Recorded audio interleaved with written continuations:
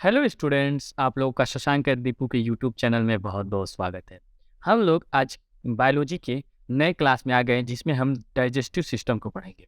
बाकी हमने कंकाल तंत्र मतलब कि स्केलेटन सिस्टम के बारे में हमने पढ़ लिया था, ठीक।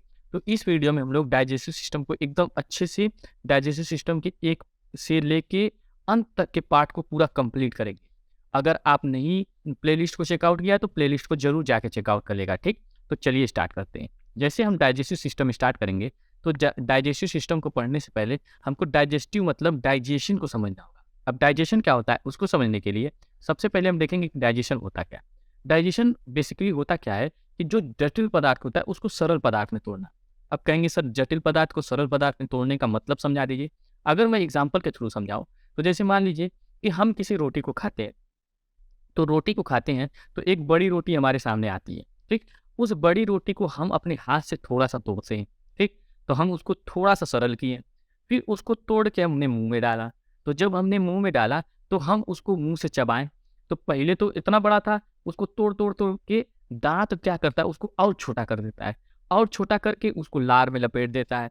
अब लार में जब लपेट देता है फिर हम उसको घोट देते हैं, घुट जाते हैं मतलब अंदर निगल लेते हैं। तो जब अंदर निगलते हैं तो फिर ये जाता है हमारे अमाशय में, अमाशय मतलब हमारे स्टमक में। तो इतनी प्रक्रिया जो होती रहती है लगातार, फिर छोटी आँत में, बड़ी आँत में ऐसे जाता है। तो ये जो लगातार प्रक्रिया होती है, इसी को पाचन कहा जाता है। अब जब मान लीजिए कि अगर कोई खड़ा रोटी घोट जाता है, तो क्या पाचन हो पाता है? मतलब कि भोजन का निर्माण ऊर्जा में परिवर्तित ही नहीं हो पाता। इसीलिए जटिल पदार्थ को छोटे पदार्थ में मतलब सरल पदार्थ में तोड़ना ही पाचन कहलाता है। अब दूसरी चीज़ कि क्या सर ये जो पाचन की क्रिया ये केवल केमिकल है या फिजिकल है? इसको समझ लीजिए। जो पाचन की क्रिया होती है वो फिजियोकेमिकल होती है। अभी क्या है इसको समझिए।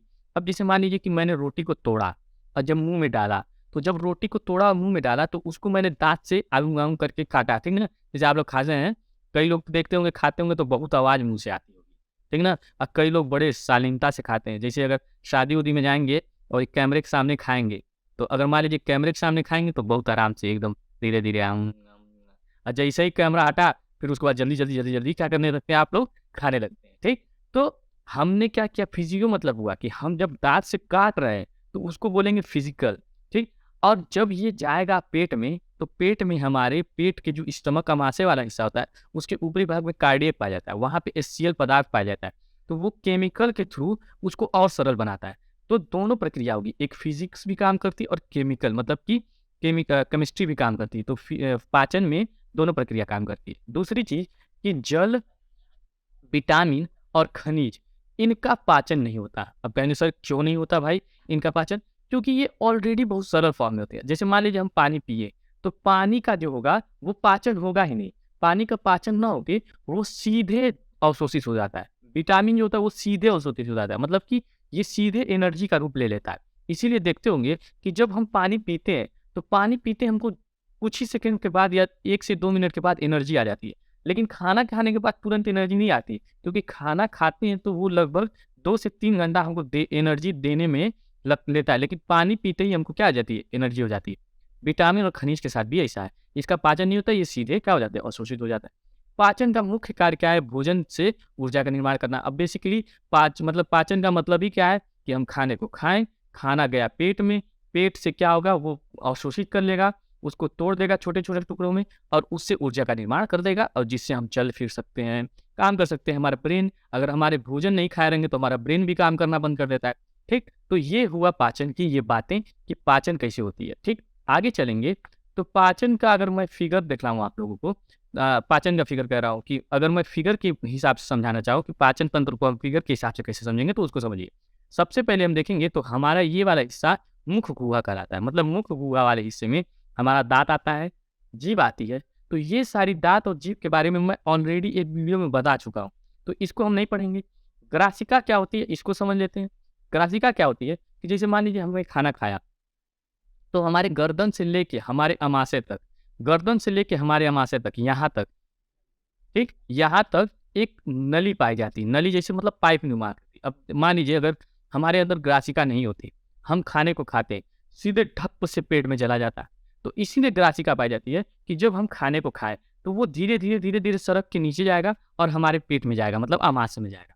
वो पूरी समझ में आया? ग्रासिका का बेसिकली काम क्या है कि मुख गुहा द्वारा खाए गए खाने को हमारे पेट तक पहुंचाने का कार्य कौन करती है? ग्रासिका। अगर मान लीजिए कि टंकी से पानी नीचे गिराना है, ठीक? टंकी से पानी नीचे गिराना है तो हम पाइप बनाए रहते हैं, उस पाइप से धीरे-धीरे गिराते हैं। अगर मान लीजिए पाइप नहीं रहता तो सीधे टंकी से गिराना पड़ता है। उसी तरीके से खाने के लिए ये ग्रासिका की ज़रूरी है कि जब हम मुँह में खाते हैं तो ग्रासिका धीरे-धीरे, धीरे-धीरे ले जाती है और आमाशय में, ठीक? ले जाके वहाँ पे आमाशय में पहुँचा देती है, ठीक? तो आज जो हमारी क्लास होगी वो बेसिकली आमाशय के बारे में होगी, क्योंकि अगर हम पाचन तंत्र को 2 भागों में बाँटें तो एक ठो तो आहार नाल हो जाता है और एक पाचन ग्रंथि हो जाती है, जिसमें आहार नाल में मुख गुहा, ग्रास नली, आमाशय, छोटी आंत, बड़ी आंत, गुहा।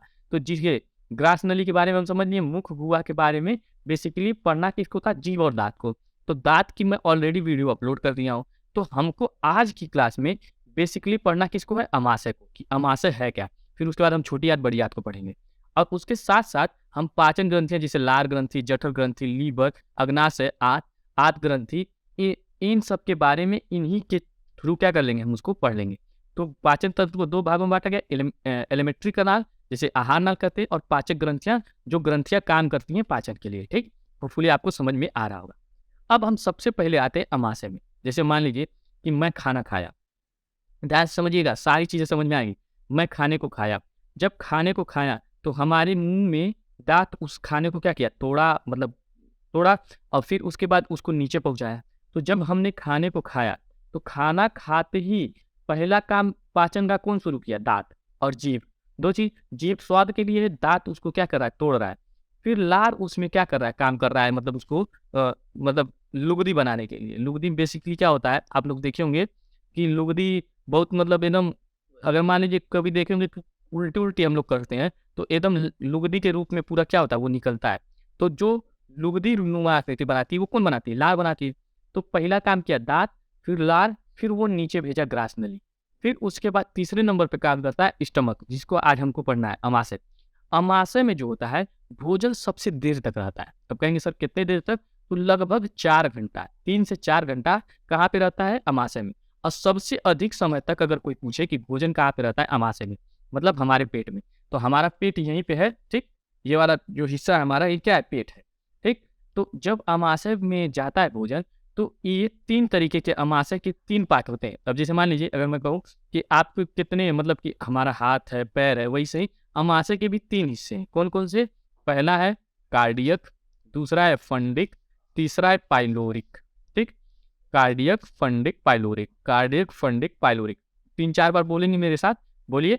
Cardiac, fundic, pyloric, cardiac, fundic, pyloric, cardiac, fundic, pyloric. 3-4 बार बोलेंगे, याद हो जाएगा, ठीक? अब चलिए हम देखते हैं कि कार्डियक, फंडिक और पाइलोरिक क्या है। देखिए ये वाला जो इस फिगर में देखेंगे तो ये वाला जो ऊपर वाला हिस्सा है, ये ऊपर वाला हिस्सा जो है यहाँ तक, ये पाया जाता है आपका कार्डियक।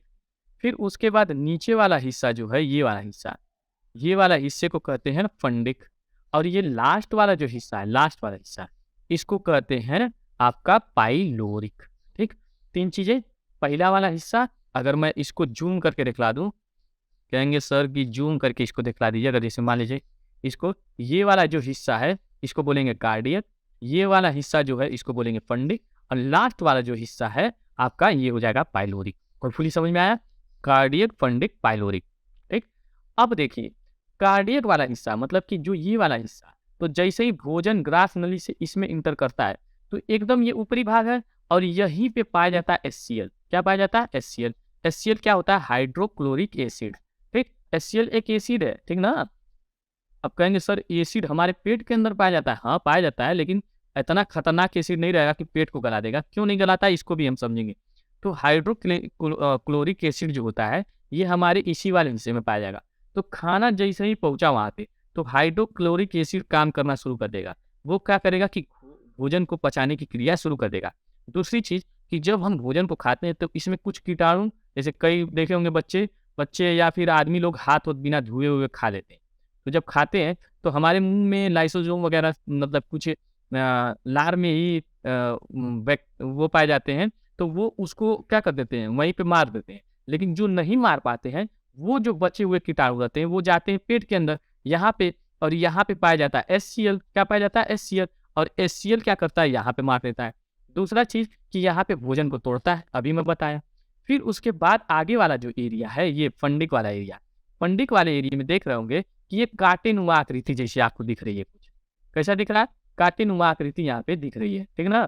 ये कांटेनुमा आकृति में जिसको रुज्जी बोला जाता है, क्या बोला जाता है? रुज्जी, ठीक? यहाँ पे मैं लिखा भी हूँ रुज्जी, ठीक? रुज्जी बोला जाता है। ये अगर इसको फिर से मैं जूम करके दिख रहा हूँ आपको, ये वाला हिस्सा, ये वाला आप हिस्सा देख रहे हैं, ये वाला हिस्सा, तो इसको बोला जाता है रुज्जी। रुज्जी में क्या होता है कि भोजन जाके फँस जाता है। अब भोजन बाकायदे जाके फँस के सबसे अधिक समय तक यहीं रुका रहेगा और पेट क्या करेगा? आराम से इसको पाचन करेगा। छोटे-छोटे टुकड़ों में टूट जाएगा जब, तो फिर उसके बाद इसको क्या करेगा? आगे करेगा, आगे भेजेगा। तो जब आगे भेजेगा तो यहाँ पे पाइलोरिक में आएगा। दूसरी चीज़ कि फंडिक वाला जो हिस्सा होता है, मतलब ये वाला जो हिस्सा है फंडिक वाला, जहाँ पे रुज्जी पाया जा रहा है, अगर भोजन हम नहीं खाते हैं तो ये कांटेनुमा आकृति है और ये कहती है कि भोजन दो, भोजन दो। अगर हम खाना नहीं खा रहे हैं कई दिन से, तो ये भोजन मांगती है और भोजन हमें मिलता नहीं है, तो फिर हमारा पेट दर्द करने लगता है। अरे पेट में जैसे लगता है बहुत चुभन हो रही है। यही क्या होता है? धँसता है। हमारे पेट में क्या होता है? यही धँसता है, इसीलिए बहुत चुभन होती है। तो लोग कहते हैं अरे 2-4 रोटी खा ला, तब क्या हो जाएगा? सही हो जाएगा। मतलब कि आपका पेट दर्द सही हो जाएगा। इसीलिए खाना खा लिया जाता है। पेट दर्द जब करे तो कभी-कभी ये भी केसेस हो सकता है कि आपका जो रुज्जी है वो क्या कर रही है? वो उसको उसके वजह से दर्द हो रहा है। तो खाना खा लेने से फिर क्या होता है? सही हो जाता है, तब कहते हैं कि अरे हाँ, अब सही हो रहा है। कभी आप भूखे रह के देखिएगा, ट्राई करिएगा कि कितना भयानक दर्द होता है। ये रुज्जी के ही कारण होता है। अब समझ में आया? आगे चलेंगे पाइलोरिक। पाइलोरिक क्या होता है? इसको समझते हैं। पाइलोरिक जो होता है, इसमें 3 चीज़ें बेसिकली 3 चीज़ें पाई जाती हैं। सबसे पहले तो गैस्ट्रिक जूस, जठर रस। पहला चीज़ इसमें पाया जाएगा जठर रस, मतलब इस वाले हिस्से में आपका पाया जाएगा जठर रस। जठर रस में 2 चीज़ें, एक रेनिन और एक पेप्सिन। रेनिन, पेप्सिन, हमारे साथ बोलिए। जठर रस में 2 चीज़ें, rennin, pepsin, rennin, pepsin, rennin, pepsin. Rennin जो होगा, रेनिन जो होता है वो दूध को दही में परिवर्तित कर देता है। रेनिन क्या करेगा? दूध को दही में परिवर्तित कर देगा। और ये दूध को दही में क्यों परिवर्तित करता है? कि कहेंगे सर कैसे, ये तो इसका तो पाचन यहाँ वाले एरिया में क्यों नहीं हुआ? इस वाले भी एरिया में हो सकता था। लेकिन ये तो भोजन के फॉर्म में होता नहीं है, ये दूध के फॉर्म में होता है, मतलब लिक्विड के फॉर्म में होता है। तो ये सीधे सरकते हुए आ जाता है आगे, क्योंकि ये अब लिक्विड के फॉर्म में है तो यहाँ तो फँसेगा नहीं ना। यहाँ पे तो वो खाने फँसेंगे जो बहुत मतलब सॉलिड फॉर्म में है, जैसे रोटी हुआ, चावल हुआ, ये आके यहाँ पे रुकते हैं। लेकिन दूध तो आगे निकल जाता है, जल्दी निकल जाता है। तो यहाँ पे क्या होता है? जठर रस पाया जाता है। ये क्या करता है? रेनिन से इसका पाचन कर देता है। मतलब रेनिन एक क्या नाम है कि आपका पाया जाएगा, उसको इस रेनिन जो पाया जाता है वो इसको क्या कर देगा? पाचन कर देगा। रेनिन क्या करेगा? दूध को दही के फॉर्म में बदल देगा। अब देखिए बूढ़े-वूढ़े जब व्यक्ति हो जाते हैं तो उनका सब सिस्टम गड़बड़ हो जाता है। तो इसीलिए उनको बोला जाता है कि आप दूध मत खाइए। दूध खाएँगे ना तो पाचन के लिए थोड़ा समय लगेगा। आप सीधे दही खा लीजिए। आप सुने होंगे कि जो बूढ़े-वूढ़े लोग होते हैं उनको लोग सीधे दही खिला देते हैं। क्यों? क्योंकि उसका पाचन करने की ज़रूरत ही नहीं है, वो ऑलरेडी पचित है। मतलब दही जो है वो ऑलरेडी पाचन क्रिया उसमें हो चुकी है, उसको खाएँगे सीधे पच जाएगा, तो कोई दिक्कत नहीं होगा। दूध को कभी एक क्वेश्चन कभी बन गया था कि केशीन, दूध का जो केमिकल नेम होता है वो केशीन होता है। तो रेनिन किसका पाचन कर सकता है? दूध का या फिर केशीन, दोनों में से कोई भी ऑप्शन मिल जाए। अगर आपको कोई कह दे कि मिल्क या फिर केशीन, क्या कह दे? केशीन। क्या दोनों का पाचन करता है रेनिन? तो करेंगे हाँ, दोनों का पाचन करता है, ठीक ना? क्योंकि केशीन उसका केमिकल हुआ, ठीक? फिर उसके बाद पेप्सिन किसका पाचन करता है? प्रोटीन का। प्रोटीन का पाचन करके पेप्टोन में उसको तोड़ देता है। तो ये दोनों कार्य करता है जठर रस। और जठर रस में 2 चीज़ें, rennin, pepsin, rennin, pepsin. Rennin किसका? दूध का पाचन दही में, पेप्सिन किसका? प्रोटीन का पाचन पेप्टोन में। और ये दोनों कहाँ पाए जाते हैं? मतलब जठर रस कहाँ पाया जाता है? आपका पाइलोरिक वाले हिस्से में। तो अगर सिंपल क्वेश्चन बनाएगा, देखिए टफ क्वेश्चन बनाएगा तो आपसे पूछेगा कि जठर रस कहाँ पाया जाएगा? तो आप कह सकते हैं कि अमाशय में पाया जाएगा। लेकिन कठिन बनाएगा तो कहेगा कि अमाशय में कहाँ पाया जाएगा? तो तब आप बताएँगे पाइलोरिक में पाया जाएगा। होपफुली समझ में आया? जठर रस पाया कहाँ जाएगा? अमाशय में, अमाशय की पाइलोरिक वाले हिस्से में। होपफुली समझ में आया होगा, ठीक? ठीक? तो आज की क्लास यहीं पे क्या होती है? खत्म होती है। मैं बहुत मेहनत किया कि आपको पाचन तंत्र का जो अमाशय वाला हिस्सा है, क्योंकि दाँत मैं पढ़ा चुका हूँ, अब अमाशय वाले हिस्से में आए हैं। इस वाले हिस्से को मैं बेसिकली आपको समझा पाया या फिर नहीं। अगर समझा पाया तो अच्छा लगा तो कमेंट ज़रूर कर दीजिएगा अगर अंत तक आए हैं, क्योंकि बेसिकली बच्चे अंत तक देख नहीं रहे हैं, पता नहीं क्यों वीडियो, इतना मेहनत से बनाने के बाद भी, ठीक?